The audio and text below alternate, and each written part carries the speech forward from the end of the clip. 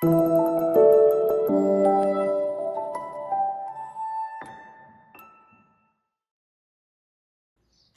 Hello ಪ್ರೀತಿಯ ವಿದ್ಯಾರ್ಥಿ ಮಿತ್ರರೇ, ಪುನರ್ವೇಜು ಸಂಸ್ಕಾರಕ್ಕೆ ಸ್ವಾಗತ ಸುಸ್ವಾಗತ.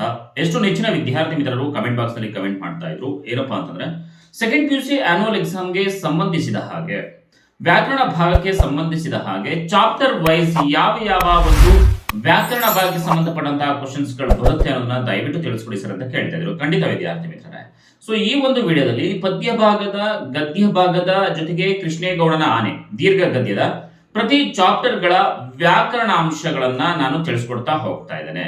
ಸೊ ಸುಲಭವಾಗಿ ನೀವು 12 ಅಂಕಗಳನ್ನ ಗಳಿಸಬಹುದು. ಸಂಪೂರ್ಣವಾಗಿ ವಿಡಿಯೋವನ್ನ ನೋಡ್ತಾ ಬನ್ನಿ. ಜೊತೆಗೆ ಈ ಒಂದು ವಿಡಿಯೋವನ್ನ ನಿಮ್ಮ ಎಲ್ಲ ಫ್ರೆಂಡ್ಸ್ ಗಳಿಗೂ ಕೂಡ ಶೇರ್ ಮಾಡಿ. ಹಾಗೇನೆ ಎಲ್ಲಾ ಸಬ್ಜೆಕ್ಟ್ ಗಳ ಪಾಸಿಂಗ್ ಪ್ಯಾಕೇಜ್ ಅನ್ನ ಅಪ್ಲೋಡ್ ಮಾಡಿದ್ದೇವೆ, ಪ್ಲೇ ಲಿಸ್ಟ್ ಅಲ್ಲಿ ಅಟ್ಯಾಚ್ ಮಾಡಿದ್ದೇವೆ. ಪ್ಲೇ ಲಿಸ್ಟ್ ಗೆ ಭೇಟಿಯನ್ನ ಕೊಟ್ಟು ನೀವು ಎಲ್ಲಾ ಸಬ್ಜೆಕ್ಟ್ ಗಳ ಒಂದು ಪಾಸಿಂಗ್ ಪ್ಯಾಕೇಜ್ ಅನ್ನ ನೋಡಬಹುದು. ಜೊತೆಗೆ ನಿಮಗೆ ಯಾವ ಒಂದು ಸಬ್ಜೆಕ್ಟ್ಸ್ ಬೇಕು ಅನ್ನೋದನ್ನ ಮರಿದನೆ ಕಮೆಂಟ್ ಬಾಕ್ಸ್ ನಲ್ಲಿ ಕಮೆಂಟ್ ಮಾಡಿ. ಬನ್ನಿ ಈಗ ವಿಡಿಯೋನ ಶುರು ಮಾಡೋಣ. ಶುರು ಮಾಡೋದಕ್ಕಿಂತ ಮುಂಚೆ ಸಬ್ಸ್ಕ್ರೈಬ್ ಮಾಡೋದನ್ನ ಮರಿಬೇಡಿ. ಹಾಗೆ ನಿಮ್ಮ ಒಂದು ರೀತಿಯ ಲೈಕ್ ಬಟನ್ ನ ಒತ್ತಿ ಅಂತ ಹೇಳ್ತಾ ಬನ್ನಿ ಈಗ ವಿಡಿಯೋನ ಶುರು ಮಾಡೋಣ. ಮೊದಲ ಪದ್ಯದಿಂದ ನೋಡ್ತಾ ಹೋಗೋಣ. ಕದಡಿದ ಸಲಿಲಂ ತಿಳಿಬಂದಿದೆ. ಅದರಲ್ಲಿ ಭಾಷಾಭ್ಯಾಸದಲ್ಲಿ ನೋಡ್ತಾ ಹೋಗೋಣ. ಇವುಗಳ ನಾನಾರ್ಥಕ ಪದಗಳನ್ನು ಬರೆಯಿರಿ. ಮೊದಲನೆಯ ಪದವನ್ನು ನೋಡೋಣ. ಸೂಳ್, ಇದರ ನಾನಾರ್ಥಕ ಪದ ಸರದಿ, ಸಮಯ. ಕರ, ಇದರ ನಾನಾರ್ಥಕ ಪದ ಕೈ, ತೆರಿಗೆ. ಮೂರನೇದು ರಾಗ, ಇದರ ಒಂದು ನಾನಾರ್ಥಕ ಪದ ಪ್ರೀತಿ, ಬಣ್ಣ. ನಾಲ್ಕನೇದು ಕಾಳೆ, ಇದರ ಒಂದು ನಾನಾರ್ಥಕ ಪದ ಕಾಂತಿ, ಬಿಡು ಅಥವಾ ಬೇಡವಾದ ಸಸ್ಯ ಅಥವಾ ಬೇಡದ ಸಸ್ಯ. ಬಗೆ, ಇದರ ಒಂದು ನಾನಾರ್ಥಕ ಪದ ವಿಧ, ಮನಸ್ಸು. ದೊರೆ, ಅರಸ, ಸಿಗು ಅಥವಾ ಸಿಗುತ್ತದೆ. ಗಂಡ, ಪತಿ, ಅಪಾಯ. ಇನ್ನು ತತ್ಸಮ ರೂಪವನ್ನು ನೋಡೋದಾದರೆ ಜಸ, ಯಶ, ಬನ್ನ, ಭಂಗ, ಬೀರ, ವೀರ, ಮೊಗ, ಮುಖ, ಪರೀಕ್ಷಿಸು, ಪರಿಕಿಸು. ಇನ್ನು ಎರಡೆರಡು ಸಮಾನಾರ್ಥಕ ಪದಗಳನ್ನು ಬರೀಬೇಕಾಗತ್ತೆ. ನೋಡೋಣ ಯಾವುದಿದೆ ಅನ್ನೋದನ್ನು. ಪ್ರಮೋದ ಅಂದರೆ ಸಂತೋಷ, ಆನಂದ, ಸುಖ. ಎರಡನೇದು ಸಲಿಲ, ಇದರ ಸಮಾನಾರ್ಥಕ ಪದ ನೀರು, ಜಲ. ಮೂರನೇದು ವಕ್ತ್ರ ಅಂದರೆ ಮುಖ, ವದನ. ನೀಲಿರಾಗ ಅಂದರೆ ಶಾಶ್ವತವಾದ ಗೌರವ, ದೃಢ ಪ್ರೀತಿ, ಸ್ಥಿರತೆ. ಪರಾಭವ, ಇದರ ಒಂದು ಸಮಾನಾರ್ಥಕ ಪದ ಸೋಲು, ಅಪಜಯ, ಕಡುಪ. ಇದರ ಒಂದು ಸಮಾನಾರ್ಥಕ ಪದ ಪರಾಕ್ರಮ, ಶೌರ್ಯ. ನೆಕ್ಸ್ಟು ಈ ಪದಗಳ ಅರ್ಥ ವ್ಯತ್ಯಾಸವನ್ನು ಗುರುತಿಸಿ. ಕೇಚರ ಅಂದರೆ ಯಕ್ಷ, ಗಂಧರ್ವ ಅಂತ ಹೇಳ್ತೀವಿ. ಕಚರ ಅಂತಂದರೆ ರಾಕ್ಷಸ ಅಂತ ಹೇಳ್ತೀವಿ. ಇನ್ನು ಪದ್ಯ 2 ಬಸವಣ್ಣನವರ ವಚನಗಳಲ್ಲಿ ನೋಡೋಣ. ಈ ಪದಗಳ ನಾನಾರ್ಥಕಗಳನ್ನು ಬರೆಯಿರಿ. ನಾನಾರ್ಥಕಗಳನ್ನು ನೋಡ್ತಾ ಹೋಗೋಣ. ಅರ್ಥ ಅಂದರೆ ಹಣಕಾಸು, ನಾನಾರ್ಥ ಶಬ್ದದ ಅರ್ಥ ಅನ್ನುವಂತಹ ಒಂದು ಅರ್ಥವನ್ನು ಕೊಡುತ್ತೆ. ಇನ್ನು ಹತ್ತಿ, ಇದರ ನಾನಾರ್ಥಕ ಪದ ಅರಳೆ, ಏರುವುದು. ಏರಿ, ಇದರ ನಾನಾರ್ಥಕ ಪದ ಮಣ್ಣಿನ ಕಟ್ಟೆ, ಕೆರೆಯ ಏರಿ, ಮೇಲೇರು. ಇನ್ನು ಇವುಗಳ ಸಮಾನಾರ್ಥಕಗಳನ್ನು ಬರೆಯಿರಿ ಅಂತ ಇದೆ. ಸಮಾನಾರ್ಥಕಗಳನ್ನು ನೋಡೋದಾದರೆ ಡಂಬಕ, ಇದರ ಸಮಾನಾರ್ಥಕ ಪದ ಡಾಂಭಿಕ, ದೃಢಭಕ್ತಿ ಇಲ್ಲದವನು, ಮೋಸಗಾರ, ವಂಚಕ ಅಂತ ಹೇಳ್ತೀವಿ. ಹಾಗೆಯೇ ಹಂದೆ ಅಂತಂದರೆ ಹೇಡಿ, ಅಂಜುಬುರುಕ, ಭಯಗ್ರಸ್ತ. ಮರ್ಕಟ, ಮಂಗ, ಕೋತಿ, ವಾನರ. ನಂಜು, ವಿಷ ಅಥವಾ ಹಾಲಾಹಲ, ಪಾಷಾಣ.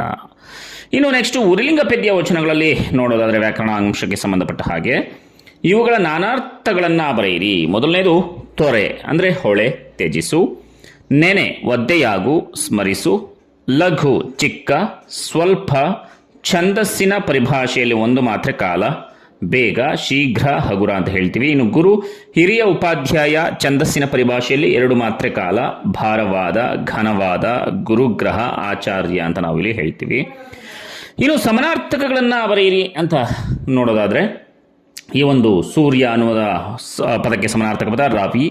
ರವಿ, ಭಾಸ್ಕರ, ಅರ್ಕ, ದಿನಕರ, ಇನ, ಭಾನು ಅಂತ ಹೇಳ್ತೀವಿ. ದೀಪಕ್ಕೆ ಸಮಾನಾರ್ಥಕ ಪದ ಹಣತೆ, ದೇವಿಗೆ. ಪುಷ್ಪಕ್ಕೆ ಸಮಾನಾರ್ಥಕ ಪದ ಹೂವು, ಕುಸುಮ. ಗೃಹಕ್ಕೆ ಸಮಾನಾರ್ಥಕ ಪದ ನಿಲಯ, ಸದನ, ಮನೆ, ವಸತಿ, ಹಾಗೆಯೇ ನಿವಾಸ ಅಂತ ನಾವು ಇಲ್ಲಿ ಹೇಳ್ತೇವೆ. ಇನ್ನು ಹಾಗೆಯೇ ಮುಂದುವರಿತಾ ಹೋಗೋಣ. ಹಾಗೆಯೇ ವಿದ್ಯಾರ್ಥಿ ಮಿತ್ರರೇ, ನಿಮಗೆ ಯಾವ ಒಂದು ಸಬ್ಜೆಕ್ಟ್ಸ್ ಬೇಕು ಅನ್ನೋದನ್ನು ಕಮೆಂಟ್ ಬಾಕ್ಸ್ನಲ್ಲಿ ಮರಿದೇನೆ ನೀವು ಕಮೆಂಟ್ ಮಾಡಿ, ಓಕೆನಾ. ಈಗ ಪದ್ಯ 3 ನೋಡೋಣ. ಇನ್ನು ಊಟದಿರಲಿ ನಾರಿನ ನವಲುನಲ್ಲಿ ಯಾವ ಒಂದು ವ್ಯಾಕರಣಾಂಶಗಳಿದೆ ಅನ್ನೋದನ್ನು ನೋಡೋದಾದರೆ ಇವುಗಳಿಗೆ ಸಮಾನಾರ್ಥಕ ಪದಗಳನ್ನು ಬರೆಯಿರಿ. ಕಲಹ, ಸಮರ, ಯುದ್ಧ, ಕದನ. ರಮಣ, ಗಂಡ, ಪ್ರಿಯತಮ, ಪ್ರಿಯಕರ ಹರಿ. ಚಲಿಸು, ಪ್ರವಹಿಸು, ಕುಂದು, ತೊಂದರೆ, ಕುಗ್ಗು, ವಲ್ಲಭೆ, ಹೆಂಡತಿ, ಪ್ರಿಯತಮೆ, ಕಾಂತೆ, ಮೊರೆ, ಆಶ್ರಯ ಬೇಡು, ಖತಿ, ಕೋಪ, ಸಿಟ್ಟು, ರೋಷ, ಕಾಂತೆ, ಹೆಂಡತಿ, ಪ್ರಿಯತಮೆ, ಪತ್ನಿ, ಕಾಲ, ಸಮಯ, ಹೊತ್ತು, ನಾರಿ, ಹೆಣ್ಣು, ಸ್ತ್ರೀ, ಮಹಿಳೆ, ಗಂಡ, ಯಜಮಾನ, ಪತಿ, ಒಡೆಯ. ಇನ್ನು ಸ್ವಂತ ವಾಕ್ಯದಲ್ಲಿ ಬರೆಯಿರಿ ಅಂತ ಕೇಳಿದಾಗ ಯಾವ ರೀತಿ ಬರೀಬೇಕು? ಪರಿಭವ. ಶ್ರೀರಾಮನು ಎಂದೂ ಸಹ ಪರಿಭವವನ್ನ ಅಂದರೆ ಸೋಲನ್ನ ಅರಿಯನು, ಭ್ರಮಿತನಾಗು. ಅರ್ಜುನನು ಅಣ್ಣನ ಆಜ್ಞೆಯಲ್ಲಿ ಭ್ರಮಿತನಾಗಿದ್ದನು, ಹುರುಳು. ನಾವುಗಳು ಆಡುವ ಮಾತುಗಳಲ್ಲಿ ಹುರುಳಿರಬಾರದು, ಬಸವಳಿ. ದ್ರೌಪದಿಯು ಕೀಚಕನ ತೊಂದರೆಯಿಂದ ಬಸವಳಿದಿದ್ದಳು, ಬಸುರ ಬಗೆ. ಭೀಮನು ಕೀಚಕನ ಬಸುರನ್ನ ಬಗೆಯುತ್ತೇನೆಂದು ದ್ರೌಪದಿಗೆ ಮಾತು ಕೊಟ್ಟನು, ಗಂಡುಗೂಸು. ಭೀಮನು ಪಾಂಡವರಲ್ಲಿ ಅತ್ಯಂತ ಬಲಶಾಲಿಯಾದ ಗಂಡುಗೂಸು, ಖಡಿಖಂಡ. ಹೆಂಡತಿಗೆ ತೊಂದರೆ ಕೊಡುವ ಶತ್ರುವನ್ನ ಗಂಡನಾದವನು ಖಡಿಖಂಡ ಮಾಡುತ್ತಾನೆಂದು ದ್ರೌಪದಿಯು ಭೀಮನಿಗೆ ಹೇಳಿದಳು. ಪದ್ಯ 4 ಪಗೆಯಂ ಬಾಲಕನೆಂಬರೆ ವ್ಯಾಕರಣಾಂಶಗಳನ್ನು ನೋಡೋಣ. ಪದ್ಯದ್ದು ಇವುಗಳ ತತ್ಸಮ ರೂಪಗಳನ್ನು ಬರೆಯಿರಿ. ಗೂಗೆ, ಗೂಬೆ, ಗೂಕ ಅಂತಲೂ ಕೇಳ್ತಾರೆ, ಗೂಬೆ ಅಂತ ನೀವು ಬರೀಬೇಕಾಗತ್ತೆ. ಜೋಗಿ, ಯೋಗಿ, ಭೀರ, ವೀರ, ಧರೆ, ಧರ. ಇನ್ನು ನಾನಾರ್ಥಗಳನ್ನು ನೋಡೋಣ. ನರ, ಮನುಷ್ಯ, ದೇಹದ ನರ. ಇನ್ನೊಂದು ರೀತಿಯಲ್ಲಿ ಅರ್ಜುನ ಅಂತಲೂ ಕೂಡ ಹೇಳ್ತೀವಿ ವಿದ್ಯಾರ್ಥಿ ಮಿತ್ರರೇ. ಓಕೆ. ಅರಿ ಅಂದರೆ ವೈರಿ, ತಿಳಿ. ತೊರೆ, ಹೊಳೆ, ತ್ಯಜಿಸು, ತೆರ, ತೆರಿಗೆ, ರೀತಿ. ಮಡಿ, ನಿರ್ಮಲ, ಸಾಯಿ. ಇನ್ನು ಗುಣವಾಚಕಗಳನ್ನು ನೋಡೋಣ. ಗೂಗೆ ಮರಿ, ಇಲ್ಲಿ ಗುಣವಾಚಕ ಮರಿ. ಹೆಮ್ಮರ, ಗುಣವಾಚಕ ಹಿರಿದು. ಕಡು ಪಾಪ, ಕಡು. ಇನ್ನು ಪದ್ಯ 5ರಲ್ಲಿ ಜಾಲಿಯ ಮರದಂತೆ ಪದ್ಯದಲ್ಲಿ ಯಾವ ಒಂದು ವ್ಯಾಕರಣಾಂಶಗಳು ಬರುತ್ತೆ ಅನ್ನೋದನ್ನು ನೋಡೋದಾದ್ರೆ ಇವುಗಳ ಗುಣವಾಚಕಗಳನ್ನು ಗುರುತಿಸಿ. ಘೋರ ಪಾಪಿ, ಘೋರ. ದುರ್ಜನ, ದುರ್ಗಂಧ, ನಾನಾರ್ಥಕ ಪದಗಳನ್ನು ಬರೆಯಿರಿ. ರಸ, ಸಾರ, ಆನಂದ. ಪರಿ, ರೀತಿ, ಸ್ಥಿತಿ. ಕೊನೆ, ತುದಿ ಅಥವಾ ಕೊಂಬೆ ಅಂತ ನಾವಿಲ್ಲಿ ಹೇಳ್ತೀವಿ. ಹಾಗೆಯೇ ನಾರು, ಎಳೆ, ವಾಸನೆ. ಇನ್ನು ಸಮಾನಾರ್ಥಕ ಪದಗಳನ್ನು ನೋಡೋಣ. ಧರೆ, ಭೂಮಿ, ವಸುದೆ. ಕುಸುಮ, ಹೂವು, ಪುಷ್ಪ. ಕರ್ಮ, ಕೆಲಸ, ಕಾರ್ಯ. ಭಿನ್ನಾಣ, ವಯ್ಯಾರ, ಸೊಗಸು. ಕುನ್ನಿ, ನಾಯಿ, ಶ್ವಾನ. ಇನ್ನು ವಿಭಕ್ತಿ ಪ್ರತ್ಯಯಗಳನ್ನು ನೋಡೋದಾದ್ರೆ ದುರ್ಜನರು ಪ್ರಥಮ ವಿಭಕ್ತಿ ಪ್ರತ್ಯಯ, ಬಿಸಿಲಲ್ಲಿ ಸಪ್ತಮಿ ವಿಭಕ್ತಿ ಪ್ರತ್ಯಯ, ಪಾಪಿಗೆ ಚತುರ್ಥಿ ವಿಭಕ್ತಿ ಪ್ರತ್ಯಯ, ಹಣ್ಣಿನಲ್ಲಿ ಸಪ್ತಮಿ ವಿಭಕ್ತಿ ಪ್ರತ್ಯಯ. ಇನ್ನು ಪದ್ಯ 6 ಹಬ್ಬಲಿ ಅವರ ರಸಬಳಿ ನೋಡೋದಾದ್ರೆ ನಾನಾರ್ಥಗಳನ್ನು ನೋಡೋಣ. ನೆರೆ, ಸೇರು, ಮುಪ್ಪು, ಹೊಳೆ, ನದಿ, ಕಾಂತಿ, ನೆನೆ, ತೊಯ್ಯು, ಸ್ಮರಿಸು. ಇನ್ನು ಸಮಾನಾರ್ಥಕ ಪದಗಳನ್ನು ನೋಡೋಣ. ದೇಹ, ಶರೀರ, ಕಾಯ, ಸರ್ಪ, ಹಾವು, ಉರಗ. ಇನ್ನು ಮುಂಬೈ ಜಾತಕದಲ್ಲಿ ವ್ಯಾಕರಣಾಂಶಗಳನ್ನು ನೋಡೋಣ. ಇವುಗಳ ವಿಭಕ್ತಿ ಪ್ರತ್ಯಯಗಳನ್ನು ಗುರುತಿಸಿ ವಿಭಕ್ತಿಯನ್ನು ಹೆಸರಿಸಿ ಅಂತ ಇದೆ. ಬೆಳಗಿಂದ, ಇಂದ ಅಂತ ಬಂದರೆ ನಿಮ್ಗೆ ಚೆನ್ನಾಗಿ ಗೊತ್ತಿದೆ. ದ್ವಿತೀಯ ವಿಭಕ್ತಿ ಪ್ರತ್ಯಯ. ನಡೆಸಿದವಳು, ಉ ಪ್ರಥಮ ವಿಭಕ್ತಿ ಪ್ರತ್ಯಯ. ಬಸ್ ಸ್ಟಾಪಿನಲ್ಲಿ, ಅಲ್ಲಿ ಅಂತ ಬಂದರೆ ಅದು ಸಪ್ತಮಿ ವಿಭಕ್ತಿ ಪ್ರತ್ಯಯ ಅಂತ ಗುರುತಿಸಬೇಕಾಗತ್ತೆ. ಇವುಗಳಲ್ಲಿ ಕಾಲ ಸೂಚಕಗಳನ್ನು ಗುರುತಿಸಿ. ಕಳುಹಿಸಿದ, ಭೂತಕಾಲ. ಹಿಡಿಯುವುದು, ಭವಿಷ್ಯತ್ ಕಾಲ. ತತ್ತರಿಸುತ್ತಾ, ವರ್ತಮಾನ ಕಾಲ. ಇನ್ನು ಒಂದು ಹೆಚ್ಚಿಗೆ ಇಡ್ತೀನಿ ಅನ್ನೋದರಲ್ಲಿ ವ್ಯಾಕರಣಾಂಶವನ್ನು ನೋಡೋಣ. ಸ್ವಂತ ವಾಕ್ಯದಲ್ಲಿ ಬರೆಯಿರಿ. ಬಾಯಿ ತುರಿಕೆ, ಮುದುಕನಿಗೆ ಮುದುಕಿಯ ಜೊತೆ ಮಾತನಾಡಬೇಕೆಂಬ ಬಾಯಿ ತುರಿಕೆ ಆಗಿತ್ತು ಅಂತ ನೀವು ಬರೀಬೇಕಾಗತ್ತೆ. ಕಡುಬಿನ ಸೋರೆ, ಮುದುಕಿಯು ಮುದುಕನ ಜೊತೆಗೆ ಮಾತನಾಡುವಾಗ ಸೊಸೆಯು ಕಡುಬಿನ ಸೋರೆಯನ್ನ ಇಡಬಹುದೇ? ಇನ್ನು ಸಮಾನಾರ್ಥಕ ಪದಗಳನ್ನು ನೋಡಿದಾಗ ದಿಗಿಲು, ಭಯ, ಹೆದರಿಕೆ.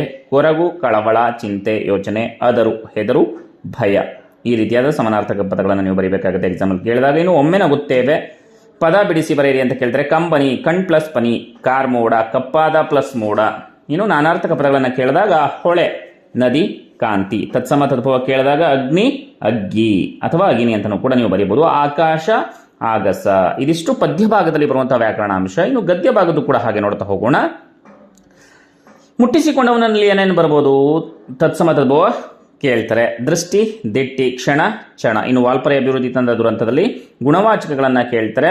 ಕಿರು ಹಾದಿ, ಕಿರು. ಹಸಿರು ಕಂಬಳಿ, ಹಸಿರು. ಸಣ್ಣ ಕುರುಹು, ಸಣ್ಣ. ಹಾಡು ಹಕ್ಕಿ, ಹಾಡು. ಶುದ್ಧ ನೀರು, ಶುದ್ಧ. ಸ್ವಚ್ಛ ಸಮುದ್ರ, ಸ್ವಚ್ಛ.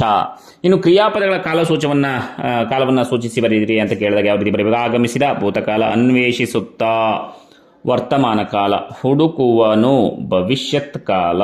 ಹರಿಯುತ್ತಿದ್ದ, ವರ್ತಮಾನ ಕಾಲ. ಓಕೆ. ಇನ್ನು ಈ ಪದಗಳಲ್ಲಿ ಬಳಕೆಯಾಗಿರುವ ವಿಭಕ್ತಿ ಪ್ರತ್ಯಯಗಳನ್ನು ಗುರುತಿಸಿ. ಮಾರ್ಚ್ಗೆ ಚತುರ್ಥಿ ವಿಭಕ್ತಿ ಪ್ರತ್ಯಯ. ಹಾಡನ್ನು ದ್ವಿತೀಯ ವಿಭಕ್ತಿ ಪ್ರತ್ಯಯ. ಗುಡಿಸಿಲಿನಿಂದ ತೃತೀಯ ವಿಭಕ್ತಿ ಪ್ರತ್ಯಯ, ಮುಖದಲ್ಲಿ ಸಪ್ತಮಿ ವಿಭಕ್ತಿ ಪ್ರತ್ಯಯ, ಕೋತಿಗಳ ಷಷ್ಠಿ ವಿಭಕ್ತಿ ಪ್ರತ್ಯಯ. ಇನ್ನು ದ್ವಿರುಕ್ತಿಗಳನ್ನು ಸ್ವಂತ ವಾಕ್ಯದಲ್ಲಿ ಬಳಸಿ. ಹೆಜ್ಜೆ ಹೆಜ್ಜೆ, ವಾಲ್ಪರೈ ಕಾಡಿನಲ್ಲಿ ಹೆಜ್ಜೆ ಹೆಜ್ಜೆಗೂ ಗಗನಚುಂಬಿ ಮರಗಳಿವೆ. ಸಹಸ್ರ ಸಹಸ್ರ, ಸಹಸ್ರ ಸಹಸ್ರ ವರ್ಷಗಳಿಂದ ಯಾರೂ ಪ್ರವೇಶಿಸದ ಕಾಡನ್ನ ಕಾರ್ವೆರ್ ಮಾರ್ಷ್ ಪ್ರವೇಶಿಸಿದನು.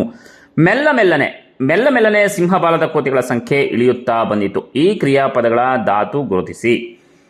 ಶೋಧಿಸು ಶೋಧ, ಕಳೆದು ಹೋಗು ಕಳೆ, ಆಸ್ವಾದಿಸು ಆಸ್ವಾದ, ಹಾಡುವುದು ಹಾಡು. ಇನ್ನು ಸಂಖ್ಯಾವಾಚಕ ಮತ್ತು ಸಂಖ್ಯೆಯ ವಾಚಕಗಳನ್ನು ಪಟ್ಟಿ ಮಾಡಿ ಅಂತ ಕೇಳಿದರೆ ಯಾವ ರೀತಿ ಪಟ್ಟಿ ಮಾಡಬೇಕು? 106 ಸಂಖ್ಯಾವಾಚಕ, ಒಬ್ಬನು ಸಂಖ್ಯೆಯ ವಾಚಕ, 46 ಸಂಖ್ಯಾವಾಚಕ, 16 ಸಂಖ್ಯಾವಾಚಕ, ಸಹಸ್ರಾರು ಸಂಖ್ಯಾವಾಚಕ. ಇನ್ನು ಆಯ್ಕೆ ಇದೆ ನಮ್ಮ ಕೈಲಿ. ವ್ಯಾಕರಣಾಂಶವನ್ನು ನೋಡೋಣ. ಈ ನುಡಿಗಟ್ಟುಗಳಲ್ಲಿರುವ ಅರ್ಥ ವ್ಯತ್ಯಾಸವನ್ನು ಗಮನಿಸಿ. ತಲೆ ಬಿಸಿಯಾಗು, ಬಹಳ ಯೋಚನೆಯಾಗು, ಬಹಳ ಶ್ರಮವಾಗು. ತಲೆ ಮೇಲೆ ಮೆಣಸು ಅರೆ, ಅತಿಯಾಗಿ ಪೀಡಿಸು, ತೊಂದರೆ ಕೊಡು. ತಲೆ ಹಾಕು, ಸಂಬಂಧಿಸಿದ ವಿಷಯದಲ್ಲಿ ಮಧ್ಯ ಪ್ರವೇಶಿಸು. ಹಾಗೆಯೇ ತಲೆ ಮೇಲೆ ಚಪ್ಪಡಿ ಎಳೆ, ಮೋಸ ಮಾಡು, ಒಬ್ಬರನ್ನ ಪೂರ್ತಿ ಹಾಳು ಮಾಡು. ತಲೆ ತಿರುಗು, ಅಹಂಕಾರ ಅಧಿಕ, ದರ್ಪ ಅಧಿಕವಾಗು. ತಲೆ ಎತ್ತು, ಹೆಮ್ಮೆ ಪಡು, ಎದ್ದು ನಿಲ್ಲು. ತಲೆದಂಡ, ಶಿಕ್ಷೆ, ಮರಣದಂಡನೆ. ಇನ್ನು ವಿಭಕ್ತಿ ಪ್ರತ್ಯಯಗಳನ್ನು ಗುರುತಿಸಿ ಅಂತ ಕೇಳಿದ್ರೆ, ಕೀರ್ತಿಗೆ ಚತುರ್ಥಿ ವಿಭಕ್ತಿ ಪ್ರತ್ಯಯ, ನೋವಿನಲ್ಲಿ ಸಪ್ತಮಿ ವಿಭಕ್ತಿ, ಶಾಲೆಯಲ್ಲಿ ಸಪ್ತಮಿ ವಿಭಕ್ತಿ, ಮನೆಯಿಂದ ತೃತೀಯ ವಿಭಕ್ತಿ ಪ್ರತ್ಯಯ. ಇನ್ನು ಕನ್ನಡವನ್ನು ಕಟ್ಟುವ ಕೆಲಸದಲ್ಲಿ ಕೆಳಗಿನ ಪದಗಳಿಗೆ ಸಮಾನಾರ್ಥಕ ಪದಗಳನ್ನು ಬರೆಯಿರಿ ಅಂತ ಇದೆ. ಸಮಾನಾರ್ಥಕ ಪದಗಳನ್ನು ನೋಡೋಣ. ಸ್ಫುರಿಸು, ಇದಕ್ಕೆ ಸಮಾನಾರ್ಥಕ ಪದ ಮಿಂಚು, ಮಿನುಗು, ಹೊಳಪು. ಸಮುದ್ರ, ಇದಕ್ಕೆ ಸಮಾನಾರ್ಥಕ ಪದ ಸಾಗರ, ಶರಧಿ ಅಥವಾ ಮತ್ತೆ ಕಡಲು ಅಂತ ಕೂಡ ನೀವು ಬರೀಬಹುದು. ಕರ್ತವ್ಯ, ಇದರ ಸಮಾನಾರ್ಥಕ ಪದ ಕಾರ್ಯ, ಕೆಲಸ. ಇನ್ನು ಭೂಮಿ, ಇದರ ಸಮಾನಾರ್ಥಕ ಪದ ಇಳೆ, ವಸುಧೆ, ಧರೆ. ಇನ್ನು ತಾಳ್ಮೆ, ಇದರ ಸಮಾನಾರ್ಥಕ ಪದ ಸಂಯಮ, ಸಹನೆ. ಇನ್ನು ಕೆಳಗಿನ ಪದಗಳಿಗೆ ನಾನಾರ್ಥಗಳನ್ನು ಬರೆಯಿರಿ ಅಂತ ಇದೆ. ಸೊ ನಾನಾರ್ಥಗಳನ್ನು ನೋಡೋಣ. ಎಡೆ, ನೈವೇದ್ಯ, ಸ್ಥಳ. ಗುಡಿ, ನಾನಾರ್ಥಕ ಪದ ದೇವಾಲಯ, ಧ್ವಜ. ಕಲಿ, ನಾನಾರ್ಥಕ ಪದ ಅಭ್ಯಾಸ, ವೀರ. ಮರ್ಯಾದೆ, ನಾನಾರ್ಥಕ ಪದ ಗೌರವ, ಎಲ್ಲೆ. ಕೊನೆ, ನಾನಾರ್ಥಕ ಪದ ಅಂಚು, ಅಂತ್ಯ. ಈ ನುಡಿಗಟ್ಟುಗಳ ಅರ್ಥ ಬರೆದು ಸ್ವಂತ ವಾಕ್ಯಗಳಲ್ಲಿ ಬರೆಯಿರಿ. ಅದರಲ್ಲಿ ಮೊದಲನೇದು ಪರದೇಶಿ ಅಂತ ಇದೆ, ಅಂದ್ರೆ ವಿದೇಶಿ ಅಂತ ಹೇಳ್ತೀವಿ. ಭಾರತೀಯರಾದ ನಾವು ಪರದೇಶಿಗಳಿಗೆ ಗೌರವವನ್ನು ನೀಡುತ್ತೇವೆ. ಮೈಗೆ ಹತ್ತು ಅಂದ್ರೆ ಅರ್ಥವಾಗು ಅನ್ನುವಂಥ ಅರ್ಥವನ್ನು ಕೊಡುತ್ತೆ. ತಿಂದ ಊಟ ಮೈಗೆ ಹತ್ತಬೇಕಾದ್ರೆ ಚೆನ್ನಾಗಿ ದುಡಿಯಬೇಕೆಂದು ಅಜ್ಜ ಅಪ್ಪನಿಗೆ ಹೇಳುತ್ತಿದ್ದರು. ತಲೆ ಮೇಲೆ ಮೆರೆಸು, ಅಭಿಮಾನ ಹೆಚ್ಚಾಗಿರುವುದು. ಸಿನಿಮಾ ನಟ ಅಥವಾ ನಟಿಯರನ್ನ ಅಭಿಮಾನಿಗಳು ತಲೆ ಮೇಲೆ ಮೆರೆಸುವ ಅವಕಾಶಕ್ಕಾಗಿ ಕಾದಿರುತ್ತಾರೆ. ಇನ್ನು ಗದ್ಯ 6 ಬದುಕನ್ನು ಪ್ರೀತಿಸಿದ ಸಂತ, ಇದರ ಒಂದು ವ್ಯಾಕರಣಾಂಶಗಳನ್ನು ನೋಡ್ತಾ ಹೋಗೋಣ. ಅನ್ಯ ದೇಶೀಯ ಪದಗಳು electronic, computer, canteen, quiz, class, digital library, president. ಇನ್ನು ನಾನಾರ್ಥಕ ಪದಗಳನ್ನು ಕೇಳ್ತಾರೆ. ಅಡಿ, ನಾನಾರ್ಥಕ ಪದ ಪಾದ, ಅಳತೆ, ಅಂಗುಲ. ಹಿಂಡು, ನಾನಾರ್ಥಕ ಪದ ಗುಂಪು, ಹಾಲನ್ನು ಕರೆ. ಕಲಿ, ನಾನಾರ್ಥಕ ಪದ ತಿಳಿ, ಗುರುತು, ಯುಗ. ಕಾಲರೂಪ ನೋಡೋಣ. ಭೂತಕಾಲನ ಭವಿಷ್ಯತ್ ಕಾಲನ ಅಂತ ಹೇಳಿದರು, ಭೂತಕಾಲ. ಹಾಗೆಯೇ ನಿಷೇಧ ರೂಪ, ಕಾಣು, ಕಾಣರು. ಇದಿಷ್ಟು ಕೇಳ್ತಾರೆ. ಇನ್ನು ತಿರುಳುಗನ್ನಡದ ಬೆಳ್ನುಡಿನಲ್ಲಿ ಈ ಪದಗಳಿಗೆ ಹೊಸಗನ್ನಡ ರೂಪಗಳನ್ನು ಬರೆಯಿರಿ. ಇದಿರ್ಬಂದು ಅಂದ್ರೆ ಎದುರಿಗೆ ಬಂದು. ಪಸಿವುಂ ಅಂದ್ರೆ ಹಸಿವು. ಬೇಸರ್ತುದು ಅಂದ್ರೆ ಬೇಸರವಾಗಿದೆ. ಪೇಳ್ವೆಂ ಅಂದ್ರೆ ಹೇಳುವೆನು. ಆನುಲ್ಲೆಂ ಅಂದ್ರೆ ನನಗೆ ಬೇಡ. ಮೆಚ್ಚನೀವರ್ ಅಂದ್ರೆ ಮೆಚ್ಚಿಕೊಂಡವರು. ಪೊಗಳ್ದು ಅಂದ್ರೆ ಹೊಗಳಿ. ಇನ್ನು ವಿಭಕ್ತಿ ಪ್ರತ್ಯಯಗಳನ್ನು ನೋಡೋದಾದ್ರೆ, ಪಿರಿಯವು ಪ್ರಥಮ ವಿಭಕ್ತಿ ಪ್ರತ್ಯಯ, ನಲ್ಗತೆಯಂ ದ್ವಿತೀಯ ವಿಭಕ್ತಿ ಪ್ರತ್ಯಯ, ವಾತ್ಸಾಯನಂಗೆ ಚತುರ್ಥಿ ವಿಭಕ್ತಿ ಪ್ರತ್ಯಯ, ರಾಮಚಂದ್ರನ ಷಷ್ಠಿ ವಿಭಕ್ತಿ ಪ್ರತ್ಯಯ, ಗದ್ಯದೊಳ್ ಸಪ್ತಮಿ ವಿಭಕ್ತಿ ಪ್ರತ್ಯಯ. ಇನ್ನು ನಾನಾರ್ಥಗಳನ್ನು ಬರೆಯಿರಿ ಅಂತ ಕೇಳಿದ್ರೆ, ಮುಡಿ ತಲೆಗೂದಲು, ಕೊನೆ. ಬಟ್ಟೆ, ವಸ್ತ್ರ, ದಾರಿ. ರಸ, ದ್ರವ, ಆನಂದ. ಉಸಿರು, ಜೀವ, ಮಾತು, ಬಗೆ, ವಿಧ, ಮನಸ್ಸು ಅಂತ ಇಲ್ಲಿ ನಾವು ಹೇಳ್ತೀವಿ. ಇನ್ನು ದ್ವಿರುಕ್ತಿಗಳನ್ನು ನೋಡೋದಾದ್ರೆ, ಅಂದರೆ ಸ್ವಂತ ವಾಕ್ಯದಲ್ಲಿ ಬಳಸಿ ಅಂತ ಕೇಳಿದರೆ ದ್ವಿರುಕ್ತಿಗಳನ್ನು ಯಾವ ರೀತಿ ಬಳಸಬೇಕು? ಒಳ್ಳಿ ತೊಳ್ಳಿತು, ಎಲ್ಲ ವಿಷಯಗಳಿಗೂ ಒಳ್ಳಿ ತೊಳ್ಳಿತು ಎಂದು ತಲೆಯಾಡಿಸಬೇಕು. ತಡೆ, ಮುದ್ದಣನ ಸಂಸ್ಕೃತದ ಮಾತುಗಳನ್ನು ಕೇಳಿ ತಡೆ ಎಂದು ನಿಲ್ಲಿಸಿದಳು. ಲೇಸು, ಎಲ್ಲ ವಿಷಯಗಳಿಗೂ ಲೇಸು ಎಂದು ತಲೆಯಾಡಿಸಬೇಕು. ಇನ್ನು ಗದ್ಯ 8 ಹಳ್ಳಿಯ ಚಹಾ ಹೋಟೆಲ್ಗಳ ವ್ಯಾಕರಣಾಂಶಗಳನ್ನು ನೋಡೋಣ. ಗ್ರಾಂಥಿಕ ರೂಪ ಬರೆಯಿರಿ. ಹಚ್ಚಿರಿ ಬರೆಯಿರಿ. ಮ್ಯಾಲ, ಮೇಲೆ. ಹೆಸರ್ಲೆ, ಹೆಸರಿನಲ್ಲಿ, ಹೆಸರಿಗೆ. ಉದ್ದರಿ, ಈ ಪದಗಳ ಕಾಲವನ್ನು ಸೂಚಿಸಿ ಬರೆಯಿರಿ. ಹೊಡೆಯುತ್ತ, ವರ್ತಮಾನ ಕಾಲ. ಬರುವಾಗ, ಭವಿಷ್ಯತ್ ಕಾಲ. ಬರುತ್ತಾರೆ, ವರ್ತಮಾನ ಕಾಲ. ಹಬ್ಬಿದ, ಭೂತಕಾಲ. ಹಾಕುತ್ತಾರೆ, ವರ್ತಮಾನ ಕಾಲ. ಇನ್ನು ದೀರ್ಘಗದ್ಯ ಕೃಷ್ಣೇಗೌಡನ ಆನೆಯಲ್ಲಿ ನೋಡ್ತಾ ಹೋಗೋಣ. ಈ ಪದಗಳ ಅರ್ಥ ವ್ಯತ್ಯಾಸ ತಿಳಿರಿ. ನಾಟಿ, ಪೈರನ್ನು ನಾಟಿ ಮಾಡುವುದು. ನಾಟು, ತಗಲು, ಸೋಕುವುದು. ನಾಟ, ಮರದ ದಿಮ್ಮಿ. ಇನ್ನು ನಾನಾರ್ಥಕ ಪದಗಳನ್ನು ಕೇಳಿದ್ರೆ ಯಾವ ರೀತಿ ಕೇಳ್ತಾರೆ ನೋಡೋಣ. ಅಡಿ ಅಂದರೆ ಪಾದ 12 ಇಂಚಿನ ಒಂದು ಅಳತೆ. ಕಳೆ ಬೇಡದ ಗಿಡ, ಬಿಡುವುದು ಕಾಂತಿ ಅಂತ ಹೇಳ್ತೀವಿ. ಬಗೆ ವಿಧ ಮನಸ್ಸು. ಇನ್ನು ಹಾಗೆ ಹಿಡಿದುಕೊಳ್ಳುವುದು ಸುತ್ತಿಗೆ, ಕುಡುಗೋಲು ಮುಂತಾದವುಗಳನ್ನು ಹಿಡಿಯಲು ಹಾಕುವ ಮರದ ತುಂಡು. ವಿದ್ಯಾರ್ಥಿ ಮಿತ್ರರೇ, ಇದಿಷ್ಟು ನಿಮ್ಮ ಆನ್ಯುವಲ್ ಎಕ್ಸಾಮ್ನಲ್ಲಿ ಕೇಳಲಾಗುವಂತಹ ವ್ಯಾಕರಣ ಅಂಶಗಳಾಗಿದೆ. 12 ಅಂಕಗಳನ್ನು ಈಸಿಯಾಗಿ ತೆಗೆದುಕೊಳ್ಳಬಹುದು. ನಿಮಗೆ ಯಾವ ಒಂದು ಸಬ್ಜೆಕ್ಟ್ಸ್ ಬೇಕು ಅನ್ನೋದನ್ನ ಕಮೆಂಟ್ ಬಾಕ್ಸ್ನಲ್ಲಿ ಕಮೆಂಟ್ ಮಾಡಿ. ಹಾಗೆಯೇ ಈ ವಿಡಿಯೋವನ್ನು ಶೇರ್ ಮಾಡಿ. ನಮಸ್ಕಾರ.